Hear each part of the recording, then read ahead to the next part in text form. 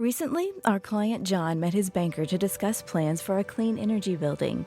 What he found was a shared passion for building something more. Momentum for change. First Horizon Bank. Let's find a way. Go to firsthorizon.com/John. Say, Andy, look at my little daughter, Amos Andrew, laying in the crib there. Yeah, Amos, she sure looks like she's in a gay mood, all right. Yeah, she's tickled about something, ain't she?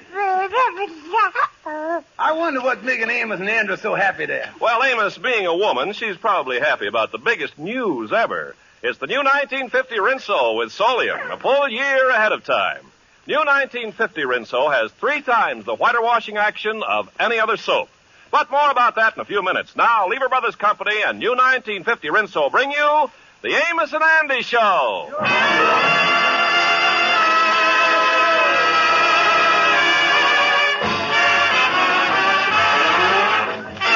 Yes, sir. Lever Brothers Company, the makers of Rinso, brings you a full half hour of entertainment with Lou Lubin, Eddie Green, Ernestine Wade, the Jubilaires, Jeff Alexander's orchestra and chorus, and radio's all-time favorites, Amos and Andy.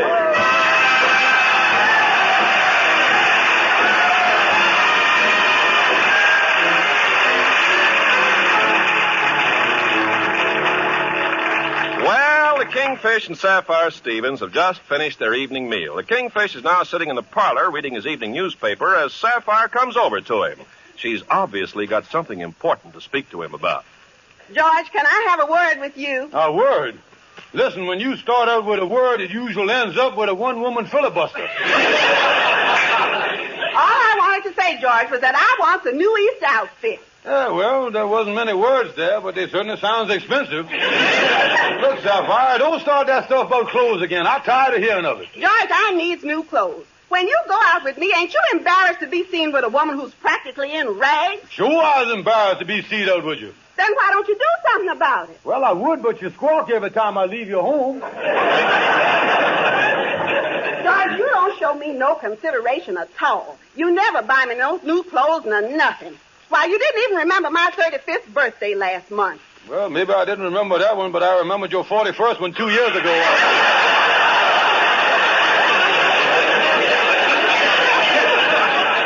George, the trouble with you is you're just selfish. Oh, who's selfish? You is. Every time you do get some money, you spend it all on yourself. You're just plain selfish, George. That's all there is to it. Well, yeah, let's drop the thing. I will not. And I'm giving you an ultimatum, George. I seen an East outfit, a pink dress, a blue hat, and blue shoes. It's in the window at Robinson's department store. I want that outfit, and you better raise the money for me to get it. Yeah, but where is I going to get that kind of money? I don't care where you get it, you big selfish bum, but get it. I'm going in the bedroom, and don't bother me.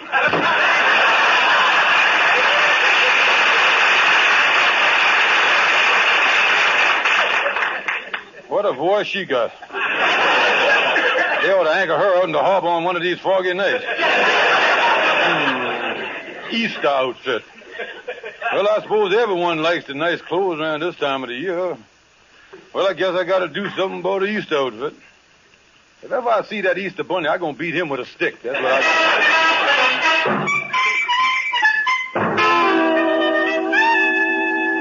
Well, come in, Henry. Oh, hello there, Kingfish. Say, what is you going through that box there for? Oh, this is the box where I keeps all the unclaimed, lost, and found stuff here at the lodge hall. Mm-hmm. I'm just looking through here to see if I can find anything that's pawnable.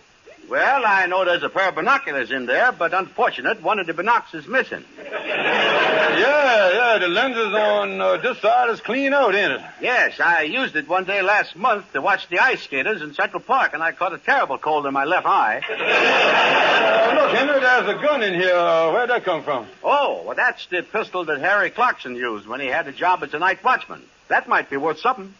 Yeah, you see, I won't raise some money on it for East outfit. Fools, I don't think I'd get more than $10 or $15 for it in the pawn shop, though. No, well, of course, it might be worth a good deal more than that for somebody that really needed the gun.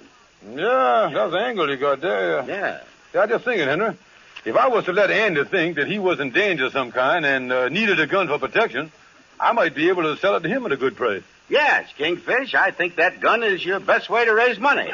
After all, it's the only thing in that box with any monetary value. Oh, yeah,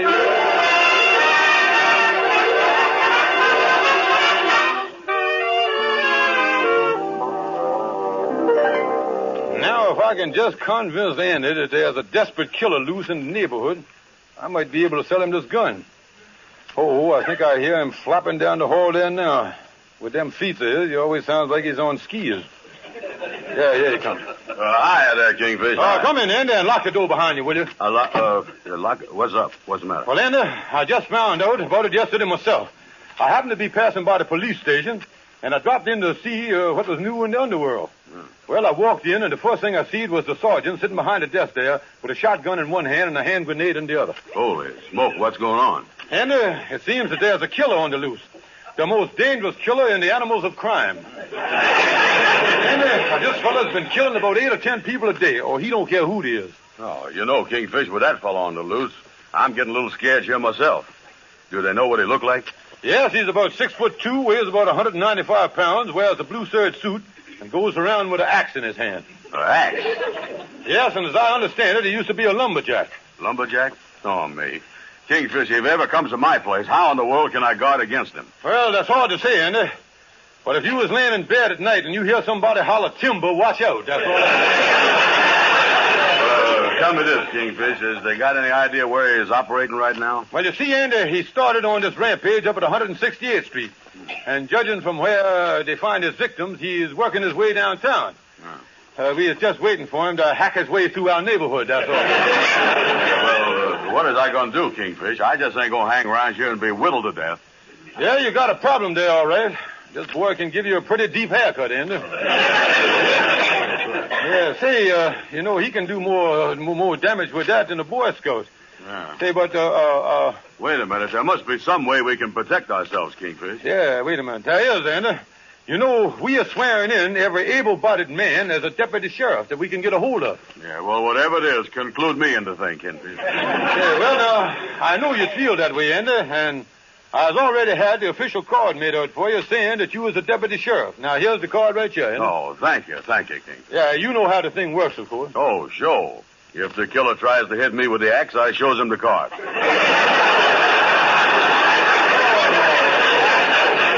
Let me read you the thing, Andy. I just got it from the city hall about an hour ago. Yeah, what do it say? They say here, we hereby appoint Andrew Brown a deputy sheriff.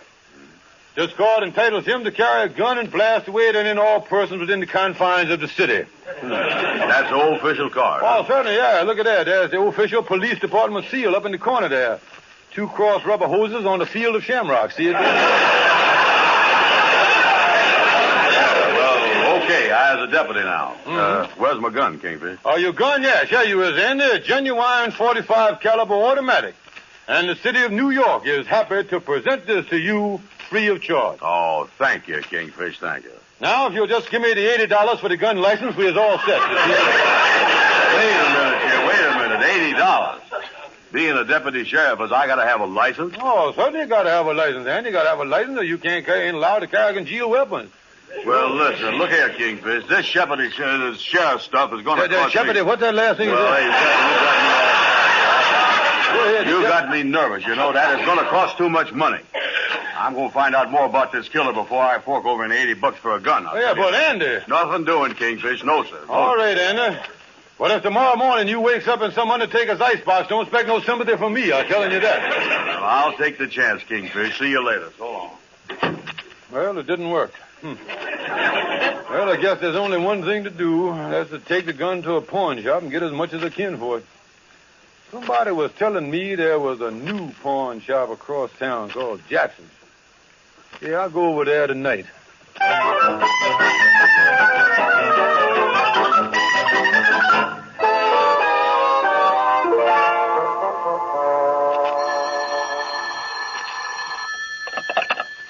Jackson's pawn shop.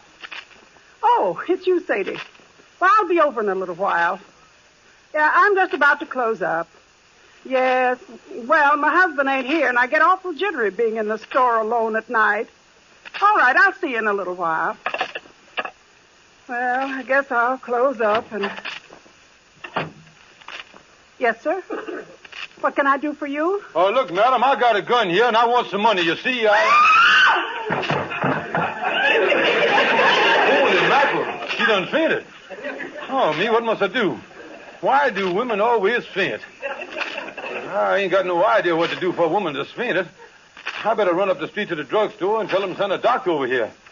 Then I better go to another pawn shop. I don't like this place. Oh, the phone. Oh, hello. Police headquarters. This is Mrs. Jackson over at Jackson's pawn shop. Some man just tried to hold me up.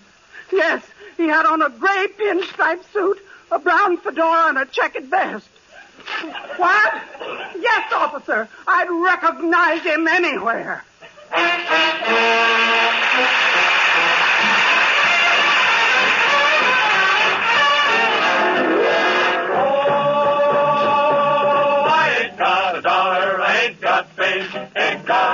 But I don't complain. I got plenty of nothing, I'm fancy free, and nothing is a plenty for me. I got plenty of nothing, nothing's plenty for me. I got no car, got no mule, got no misery. The folks with plenty of plenty got a lock on the door. Afraid somebody's going to rob them while it's out of making more. What for? When I ain't got nothing. I got no lock on the door. That's the way to be. They can steal the rug from the floor. That's okay with me. 'Cause the things that I prize, like the stars in the skies, all are free. Got plenty of nothing. Nothing and nothing's plenty for me.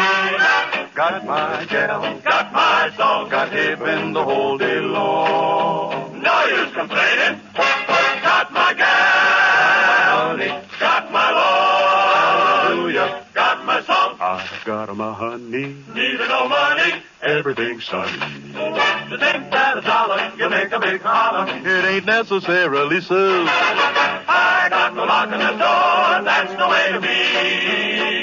They can steal the rug from the floor. That's okay with me. 'Cause the things that I prize, like the stars in the skies, all are free.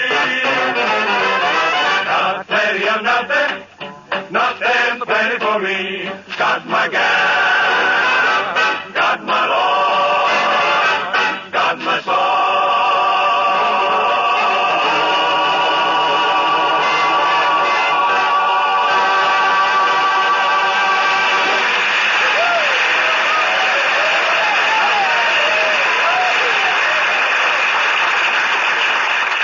New 1950 Rinso is a year ahead, the greatest development in soap history. It's here now, new 1950 Rinso with 3 times the whiter washing action of any other soap. That's right, 1950 Rinso with Solium has 3 times the whiter washing action of any other soap. Well, Mr. Carpenter, I certainly agree. New Rinso is far ahead of anything else. 1950 Rinso gets my white clothes much whiter and my colored clothes so much brighter. Even brand new clothes aren't as bright as my 1950 Rinso wash. That's right. The sensational whiter washing action of new 1950 Rinso gets and keeps your clothes whiter and brighter than any other soap. Rinso's so wonderfully safe for clothes, too, and so kind to my hands. Get the new 1950 Rinso tomorrow in the same green and yellow package. Now, back to Amos and Andy.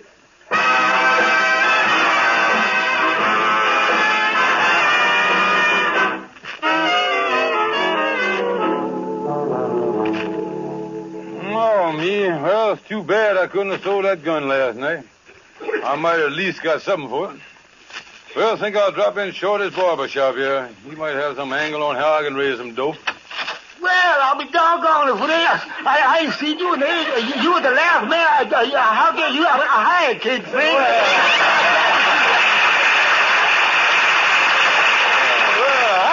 Shorty. I see you reading the newspaper there. What's new in the world there? Yeah, well, there's certainly been a lot of crime going on lately. You see here, last night over at Jackson's pawn shop, some fella tried to hold up the place. Now there's a coincidence. I was in Jackson's pawn shop myself last night.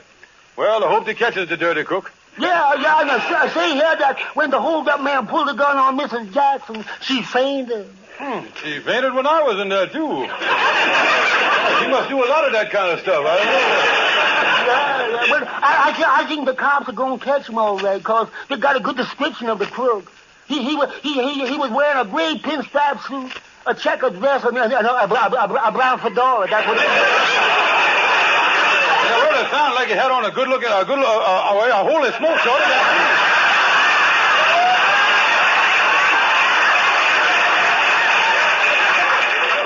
You know, I went in there last night to sell a gun, and Mrs. Jackson fainted. Yeah, she must have thought that I was trying to hold her up. Oh, me, what can I do? Yeah, the cops is looking for me.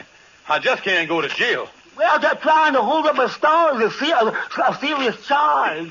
Best thing for you to do, Kingfish, is get out of town, get out fast. That's what I do. Yeah, that's just what I'm going to do, Shorty. I is getting out of this town. Oh, if the police pick me up, they might make it a little rough on me. Oh, yeah. You know something? The cops picked me up once in my hometown. Mm-hmm. Oh, yeah. I was walking down the street. I'm walking down the street, minding my own business, when a big policeman tapped me on the shoulder and he said, "Come with me, Simpson." He took me down to the station house, and 4 or 5 cops started working me over. Oh, they did, huh? Oh, yeah. They beat me with their fists, and they blacked my eyes. They cut me up. They hit me with a rubber hose. Oh, they give me the works for 2 hours. Huh.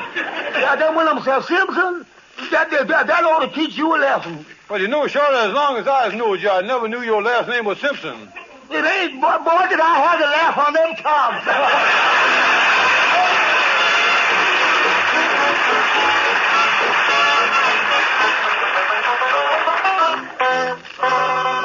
Well, that's the story, Anna. When I walked in, and the older seen me holding the gun, she thought it was a hold-up man, and then she fainted.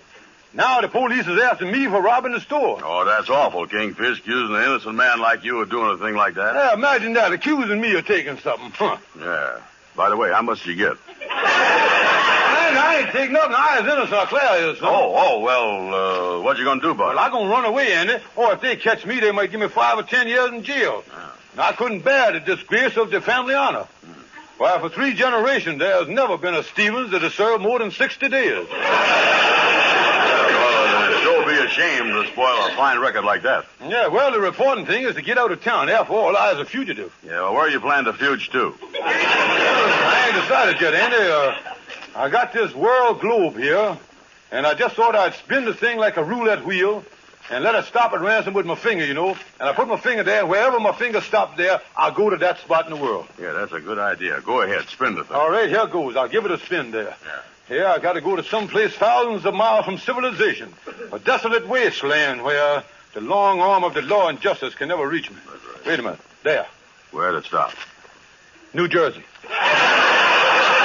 That ain't no good, Kingfish. They can drag you back through the Holland Tunnel. Yeah. Let me spin that thing. Yeah, go ahead. Give it a spin there, Andy. Yeah. Here. All right, now stop it. What you got there?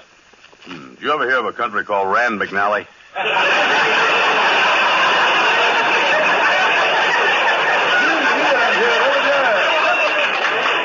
I don't think there's no use going there, though. I don't speak that language. Well, I'll find someplace. So I guess the best thing for me to do is just to get on the train and keep going. Yeah, that's the stuff. Yeah, well, I better get on home, pack a few things, and get on my way, Andy. Yeah, tell me this. You done cleaned up all your affairs here and everything? Yes, Andy, all except one little thing. My wife, Sapphire. Oh, yeah. You see, I might come back in a couple of years, and on the other hand, I might never come back. And if that happens, Sapphire would be all alone in the world. Andy, you've been my friend for years, and I'd like to ask you to do me one favor. Yeah, what is it, Kingfish? And, if I don't come back, would you marry Sapphire? Me marry Sapphire? Listen, Kingfish, why should I pay for your crime? Oh, wait a minute.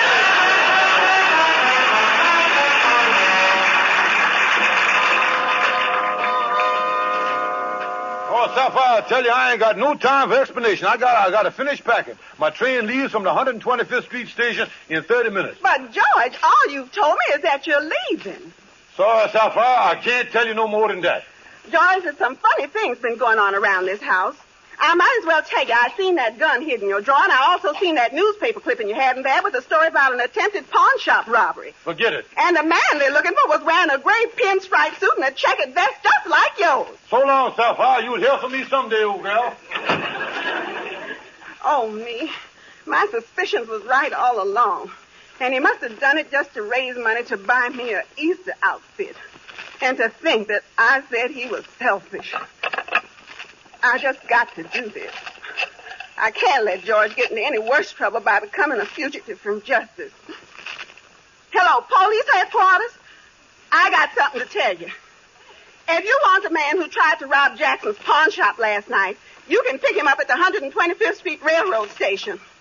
Yes, he'll be there in a half hour. And his name is George Stevens.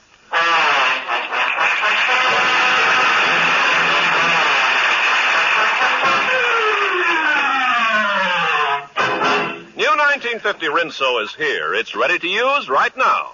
Ask your dealer for Rinso and get the amazing new 1950 Rinso with Solium. It's a year ahead. 1950 Rinso has 3 times the whiter washing action of any other soap. Mr. Carpenter, my 1950 Rinso wash is really beautiful. The white clothes are whiter than new. Now, all my colored washables, and I have so many, are even brighter than new. It's because of the sensational new washing action of 1950 Rinso. 1950 Rinso gets and keeps your clothes whiter, brighter than new. Whiter, brighter than any other soap. And yet Rinso is so kind to my hands, and I know it's so safe for all my wash. Ladies, tomorrow, be sure you get the economical giant size of new 1950 Rinso. And now, back to Amos and Andy. The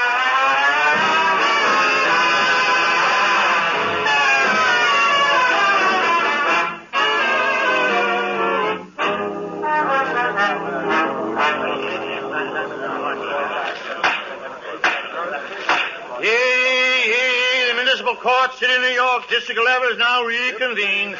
Case of the People versus George Stevens, attempted armed robbery. Judge Herbert L. Wilkins presiding. We will proceed with the case. Will the prosecutor kindly resume questioning the witness? Yes, Your Honor. Will Mrs. Jackson please return to the stand? Yes, sir. Now, Mrs. Jackson, to sum up your testimony, you state that last Friday night the defendant, George Stevens, entered your pawn shop. That's right. I was about to close up when he walked in, pointed a gun at me, and said, "I want some money." I see. And upon seeing the gun, you fainted, thus frightening the defendant who ran from your store. That is correct. Thank you. That will be all. Does the attorney for the defense, Mr. Stonewall, care to cross-examine the witness? Yeah, Your Honor, that's just what I've been waiting for. What you going to do, Stonewall? Don't worry, Kingfish. Now, I got a question here that'll knock a dick. Mrs. Jackson, is it not true that you formerly resided in St. Louis, where you was a notorious fence for the Blue Dragon mob? And is it not true, Mrs. Jackson, that you served 10 years in the state penitentiary for receiving stolen goods? No, it is not. Guess I got the wrong Jackson. Well,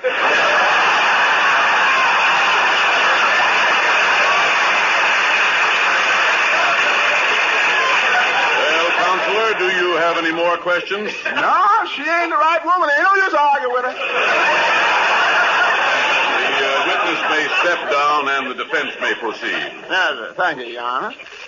As a character witness for my client, I'd like to call Andrew H. Brown to the stand. Yeah, come right up. Raise your right hand. You swear to tell the truth, the whole truth, and nothing but the truth? Yes, sir, I does all that. Now, Mr. Brown, before we start your testimony, you is an old friend of the defendant, George Kingfish Stevens, ain't you? Yes, sir, I has known him a long time. Now, how would you mind telling the court under just what noble circumstances you met the defendant? Well, it was about 18 years ago at a carnival. I reached in my pocket for my wallet and shook hands with Mr. Stevens.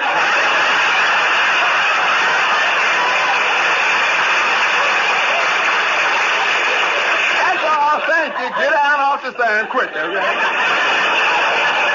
Counselor, you mean you don't want to ask the witness any more questions? What for? He ain't doing me no good. The witness may step down. Your Honor, at this point, I would like to bring the defendant, Mr. George Stevens, to the stand. How about the chair there, bud? Okay there, Stonewall. Raise your right hand. You swear to tell the truth, the whole truth, and nothing but the truth? I do. Kingfish, I think you done hurt the case already. Counselor, don't you realize a reprehensible remark like that indicates that your legal perspicacity is negligible? Oh, man, yeah. Will the Counselor, proceed with examination. Yes, Your Honor. Now, Mr. Stevens, I'd like to ask you a question. Just because you went into Jackson's pawn shop at 10 o'clock last night, stuck a loaded gun in Mrs. Jackson's face, and demanded money, that don't mean it was your intention to rob her, does it? No, it does not. Of course not. You just went in there to... all you wanted to do, you was only... why was you sneaking around there anyhow?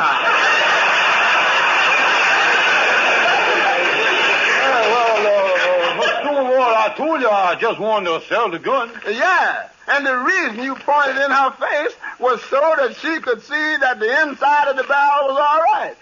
Well, I didn't point the gun in her face. Oh, stomach job, huh? No, take it easy, client. At this point, Your Honor, I'd like to show that my client had no intention of committing a holdup. And to prove that point, I wish to state that my client went into that pawn shop with a gun that wouldn't fire under any circumstances. Here's the gun right here in my hand. What? You can pull this trigger all you want. I'd like to ask the court's permission to resign from this.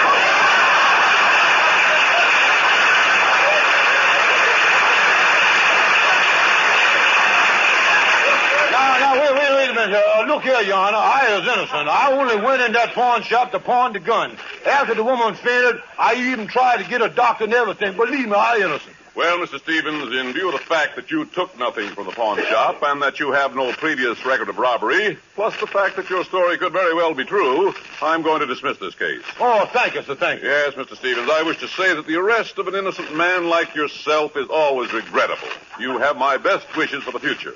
Hey, wait a minute, John. I think I deserve a little pat on the back myself.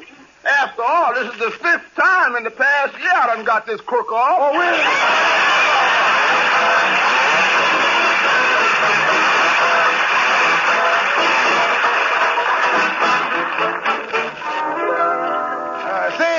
Is the Kingfish home yet, Sapphire? No, he ain't, Amos.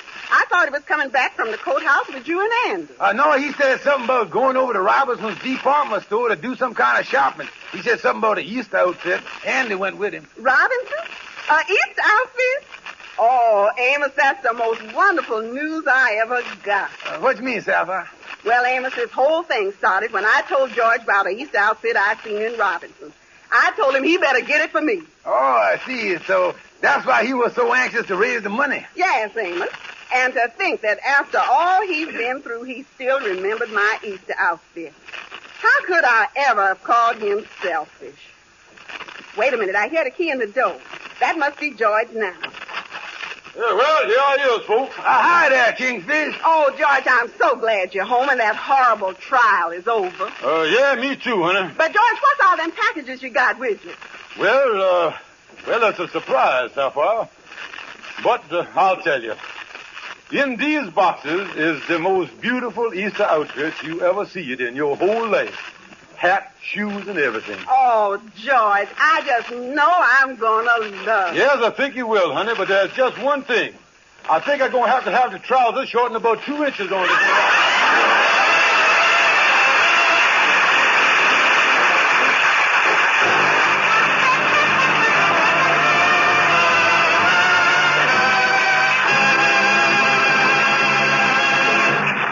You know, Amos, the only trouble with hearing Ken Carpenter talk about 1950 Rinso is this.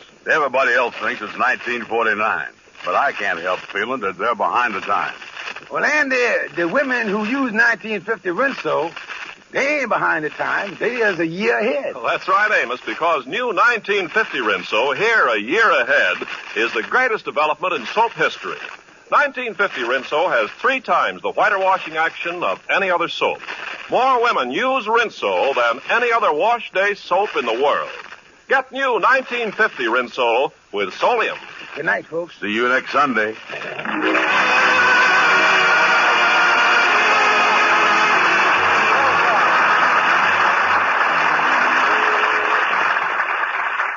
Lifebuoy gets skin cleaner. Lifebuoy, with its purifying ingredient, gets skin cleaner, stops BO as no other leading soap can. Yes, doctors proved it. You are cleaner, safer from BO when you bathe daily with Lifebuoy.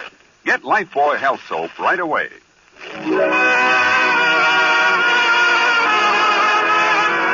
This is CBS, the Columbia Broadcasting System.